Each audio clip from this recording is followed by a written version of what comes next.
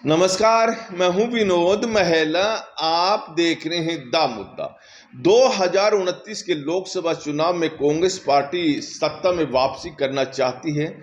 इसके लिए राहुल गांधी ने अभी से रेस वाले घोड़ों की तलाश कर दी है और सबसे पहले गुजरात प्रदेश कांग्रेस की कमेटी की बैठक में राहुल गांधी ने इन शब्दों का प्रयोग किया था। उन्होंने तब कहा था कि देखिए, पार्टी को सत्ता के शिखर पर रेस वाले घोड़े ला सकते हैं, और यहाँ तक बोल गए थे कि जो रेस वाले घोड़े हैं वो पीछे बैठे रहते हैं, उनको आगे आने नहीं दिया जा रहा है।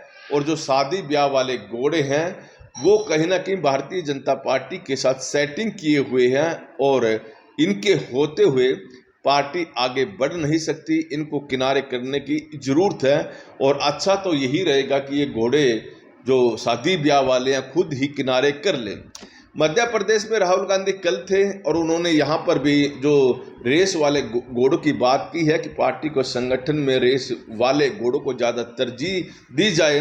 राहुल गांधी आज हरियाणा के अंदर आ रहे हैं। चंडीगढ़ में पार्टी के कार्यालय में एक बैठक लेंगे और 21 पर्यवेक्षक हरियाणा में जो संगठन के चुनाव होने हैं उसके लिए नियुक्त किए हुए हैं, और पार्टी के बड़े नेता आज बैठक में जाएंगे और यहाँ पर राहुल गांधी उनको गुरु मंत्र देंगे।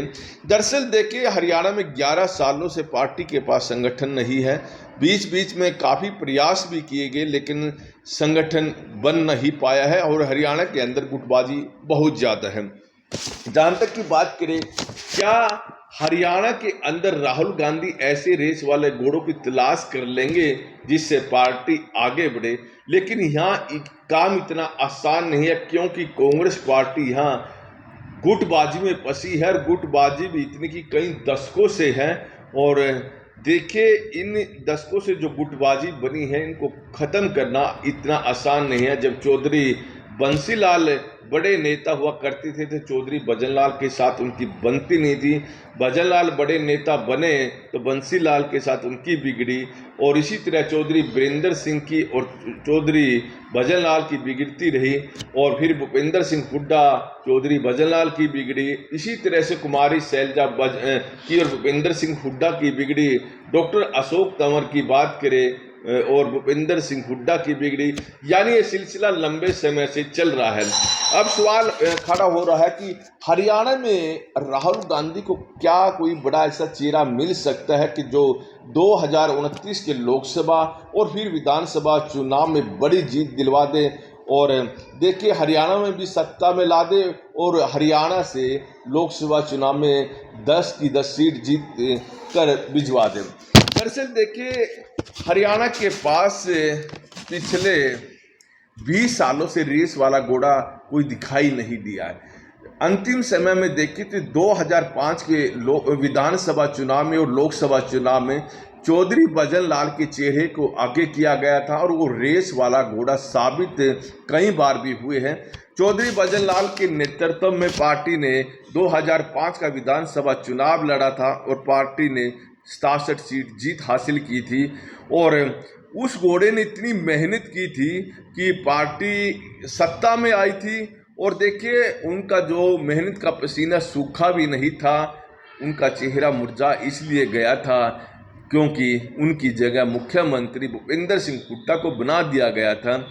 भूपेंद्र सिंह हुड्डा के नेतृत्व में 2009 का चुनाव हुआ, जहां भजनलाल ने 67 सीट जीतवा कर भेजी थी, वहीं सीटें 37 कम हो गई, यानी 40 विधानसभा सीटों में कांग्रेस पार्टी को जीत मिली। यानी पूर्व मुख्यमंत्री भूपेंद्र सिंह हुड्डा 60 गांठ करके, यानी एक दूसरी पार्टी को तोड़ के सत्ता में तो आ गए, लेकिन अपनी पार्टी को पूर्ण बहुमत नहीं दिलवा पाए।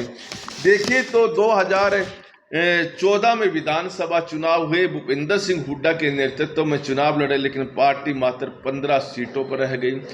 और 2019 के चुनाव में पार्टी 31 सीट ही जीत पाई, और अब 2024 के विधानसभा चुनाव में भी भूपेंद्र सिंह हुड्डा के नेतृत्व में चुनाव लड़ा गया और कांग्रेस पार्टी को उम्मीद थी कि इस दफ़ा तो सत्ता में आ रहे हैं और हरियाणा में एक माहौल भी बना था कि कांग्रेस इस दफ़ा सत्ता में लौट रही है, लेकिन पार्टी 37 सीटों पर जीत हासिल की है।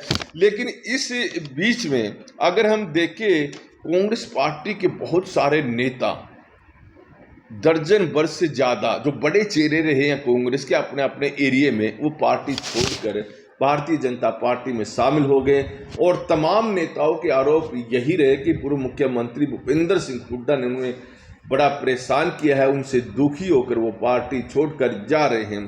तो ऐसे में अब क्या स्थिति है? दरअसल देखिए, भूपेंद्र सिंह हुड्डा के नेतृत्व में कई चुनाव लड़ लिए, लेकिन पार्टी को सफलता हासिल नहीं हुई है। चाहे हम बात करें 2009 की, 14 की, 2019 की, 2024 की भी बात कर ले, लेकिन पार्टी को कामयाबी नहीं मिली है। लेकिन भूपेंद्र सिंह हुड्डा के बाद पार्टी के पास चेहरा कौन हो सकता है? बात करें कुमारी शैलजा की। कुमारी शैलजा ऐसी वर्ग से आती है, लेकिन डर यही बना रहता है कि अगर कुमारी शैलजा के चेहरे को आगे कर दिया जाए, निश्चित तौर पर उनका समाज उनके साथ खड़ा हो सकता है, लेकिन जो जाट वोट है वो फिर कांग्रेस से छिट के जा सकता है, क्योंकि भूपेंद्र सिंह हुड्डा के चेहरे के नाम पर ही ये जाट कांग्रेस को वोट देता है। अन्यथा पहले जाट कांग्रेस को वोट नहीं देता और चौधरी देवीलाल ओम प्रकाश चौटाला के साथ ये खड़ा रहता था। बात करें फिर जाट चेहरा, तो रणदीप सिंह सुरजेवाला भी बड़े हैं, लेकिन यहाँ पर दिक्कत यही है कि जाट रणदीप सिंह सुरजेवाला को अपना नेता नहीं मानते। तो इस स्थिति में ना जाट कांग्रेस के पास आएगा और ना ही दलित वोट आएगा, यहाँ डर बना रहता है। लेकिन एक बात और सही है कि समय के साथ राजनीतिक बदलती है।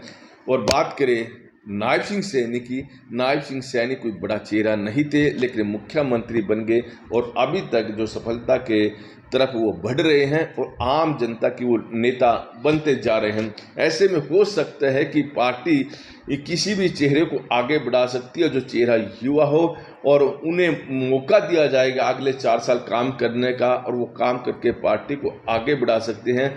लेकिन तलाश रेस वाले घोड़े की कांग्रेस जुटी हुई है, इसमें मेहनत जरूर करनी पड़ेगी, क्योंकि पिछले जो 11 साल कांग्रेस ने खोए हैं उसकी भरपाई करना आसान नहीं है। अगर पिछले 11 सालों से कांग्रेस के पास संगठन होता तो हो सकता है कि पार्टी को कोई ना कोई रेस वाला घोड़ा मिल जाता, लेकिन कहीं ना कहीं पार्टी हाईकमान की कमजोरी यहाँ पर साफ दिखाई दी है और राहुल गांधी कोई बड़े डिसीजन इन 11 सालों में नहीं ले पाए हैं। अगर पार्टी हाईकमान मजबूती के साथ डिसीजन लेती तो हो सकता है कि आज कांग्रेस पार्टी की स्थिति हरियाणा के अंदर मजबूत होती और कम से कम 2024 के जो ये चुनाव हुए हैं विधानसभा, यहाँ तो पार्टी सत्ता में आ सकती थी। लेकिन आप देखें, पार्टी को कहीं ज़्यादा मेहनत करनी पड़ेगी, तब कोई ना कोई रेस वाला घोड़ा उन्हें जिले स्तर पर मिलेगा और प्रदेश स्तर पर मिलेगा।